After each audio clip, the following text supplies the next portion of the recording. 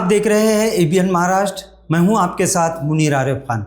नाज़रीन, आज महाराष्ट्र से तीन बड़ी और अहम खबरें लेकर आज हम आपके सामने हाजिर हुए हैं। इन तीनों ही खबरों का ताल्लुक महाराष्ट्र से है। जैसा कि आप सभी जानते हैं कि महाराष्ट्र असेंबली इलेक्शन के नतीजों के बाद जिस तरह से महाराष्ट्र में महायुति ने अपनी सरकार बनाने में कामयाबी हासिल की है, बीजेपी, एकनाथ शिंदे की शिवसेना और अजित पवार की एनसीपी, इन तीनों ही पार्टियों ने मिलकर महाराष्ट्र में असेंबली इलेक्शन में जिस तरह से कामयाबी हासिल की, उस पर कई तरह के सवालिया निशान लग चुके हैं और लगते आ रहे हैं। लेकिन उसके बावजूद इस वक्त महाराष्ट्र में जिस तरह के हालात पैदा किए जा रहे हैं, जिस तरह का माहौल बनाने की कोशिश हो रही है, उसी ताल्लुक से आज की तीन अहम बड़ी खबरें हैं। आपसे एक रिक्वेस्ट है कि अब तक अगर आपने एबीएन महाराष्ट्र को सब्सक्राइब नहीं किया है तो सब्सक्राइब कर लीजिए, और हाँ, अगर वीडियो अगर आपको पसंद आए तो लाइक ज़रूर कर लीजिएगा। नाज़रीन, सबसे अहम और बड़ी खबर यह है कि मुंबई के थाना में मौजूद हाजी मलंग दरगाह पर गुज़िश्ता दिन जो वाक़या पेश आया, जिस तरह की हरकत दरगाह के अंदर घुसकर शरपसंदों की जानिब से अंजाम दी गई, उसकी वजह से न सिर्फ मुसलमानों में नाराज़गी का इजहार किया जा रहा है, बल्कि इस वक्त महाराष्ट्र की हुकूमत, महाराष्ट्र का इंतज़ामिया और अदालत और क़ानून पर एक तरह से सवालिया निशान खड़ा हो चुका है। नाज़रीन, गुज़िश्ता दिन हाजी मलंग दरगाह में शरपसंद दाखिल हुए और दाखिल होने के बाद इन लोगों ने ज़ोर ज़ोर से जेएसआर के नारे लगाए। इतना ही नहीं, वहाँ पर इस तरह के नारे भी दिए गए कि जिससे दो मजहब के दरमियान नफरत का माहौल पैदा हो सकता है।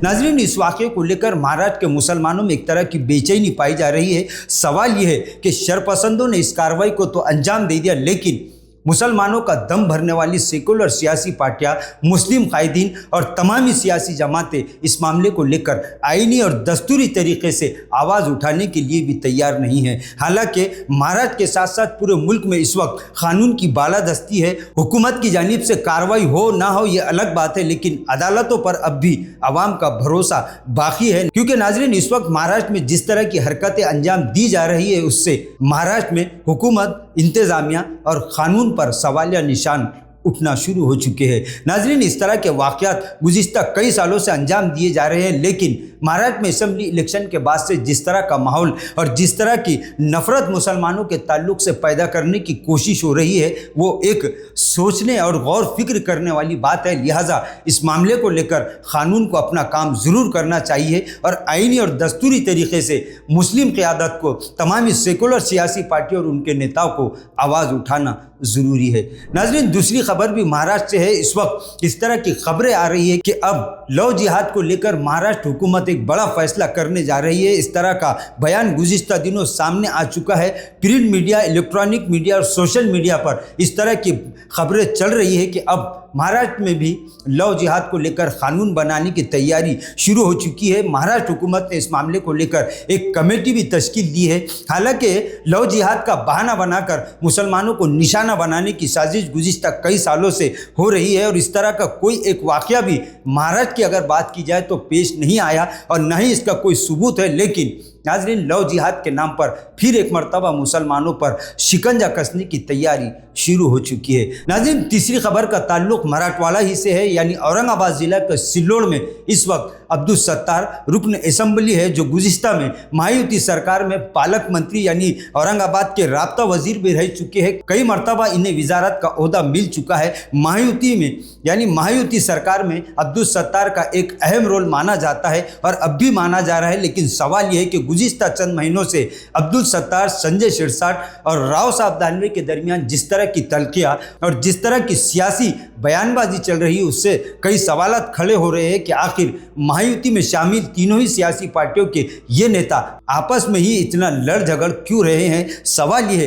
कि क्या एक मुस्लिम एमएलए होने की वजह से अब्दुल सत्तार को निशाना बनाया जा रहा है। इससे पहले संजय सिरसाट ने अब्दुल सत्तार की गुंडागर्दी खत्म करने का बयान दिया था। इसी तरह उन्होंने ये भी कहा था कि इस गुंडागर्दी को खत्म करने की कार्रवाई सिल्लोड से शुरू की जाएगी। इसी तरह गुज़िश्ता 2 इंतखाबात में भी राव साहब दानवे और अब्दुल सत्तार के दरमियान जो बयानबाजियाँ नाजरीन हुई, उससे ये महसूस हो रहा है कि एक तरफ एकनाथ शिंदे की शिवसेना से ताल्लुक़ रखने वाले संजय सिरसाट भी है और अब्दुल सत्तार भी है, लेकिन इन दोनों ही नेताओं के दरमियान जारी इस बयानबाजी पर नायब वजीर आला एकनाथ शिंदे जो शिवसेना के प्रमुख है वो इस वक्त लगाम लगाने में पूरी तरह से नाकाम दिखाई दे रहे हैं। यही वजह है कि बार बार अब्दुल सत्तार संजय सिरसाट के दरमियान किसी न किसी मौके पर बयानबाजी ज़रूर हो रही है। नाज़रीन, गुज़िश्ता दिन ही राव साहब दानवे ने एक प्रेस कॉन्फ्रेंस में फिर एक मरतबा सिल्लोड पर निशाना साधते हुए कहा कि सिल्लोड में पाकिस्तान जैसी कार्रवाइयाँ अंजाम दी जा रही है। उन्होंने सीधे सीधे अब्दुल सत्तार पर कई इल्ज़ामात भी आयद किए। उन्होंने ये भी कहा कि अब्दुल सत्तार को मंत्री ना बनाए जाने की वजह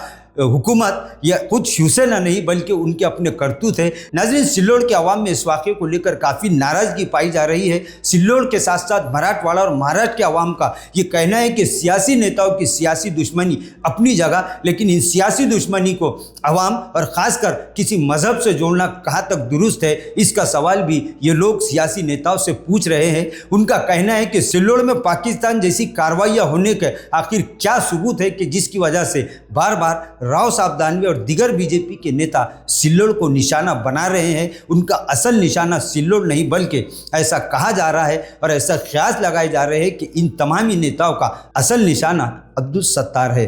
नाजरीन, आज के लिए बस इतना ही। फिर मुलाकात होगी कुछ नई वीडियो के साथ। तब तक के लिए हमें इजाज़त दीजिए।